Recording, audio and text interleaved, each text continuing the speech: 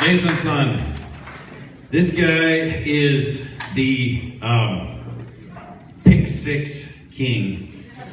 It seemed like it didn't matter what time of the game we would throw him in there. As soon as we put him in there, good things would happen to this guy. He's like a magnet or something. Maybe it's because he's tall and he can catch anything that comes by, but he had some. How many pick sixes did you have?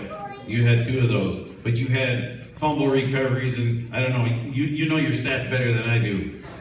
I mean, 2 pick sixes, 3 picks, and 4 fumble recoveries. You see, we could not put this guy in the field.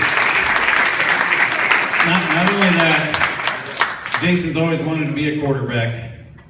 And when you got a Luke Lang in your team, well, it's pretty hard to put someone else under center. You guys know what happened last Saturday, and we're in the biggest game of our life, right? Section championship. Luke goes down, and Coach Ants and myself looked at Jason and said, "Hey, this is it. You're on. You got this." And he kind of was looking at us like a deer in the headlights. And we're going, "No, you got to go out there and win this now. You're leading this offense. It's up to you, boy." So he went out and he did well. Did really well. In fact, it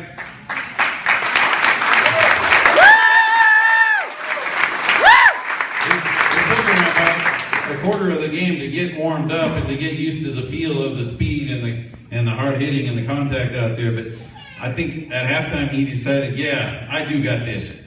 And you know what happened when we got the ball after halftime? He marched the team upfield in about 6 plays and scored. Boom. And that was the score that put the final stake in Elliott. Coach Hansen? Yeah, he really deserves a lot of credit for being able to come in, and that's a tough spot to come into.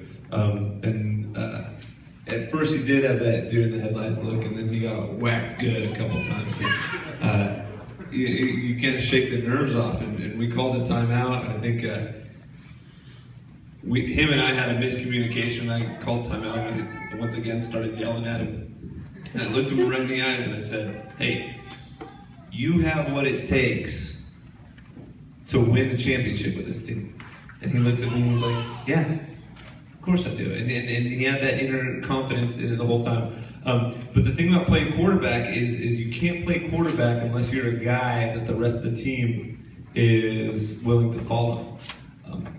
So all the work that he had put in all year long as a backup and as a defensive player, and we played him at tight end and receiver and lots of special teams, all that work is what he and the rest of the team were kind of able to rely on.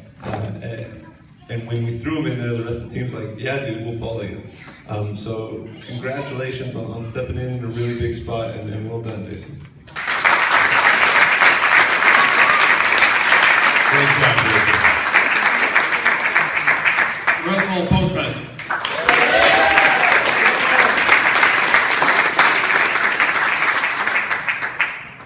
Take a good look, because this guy is growing.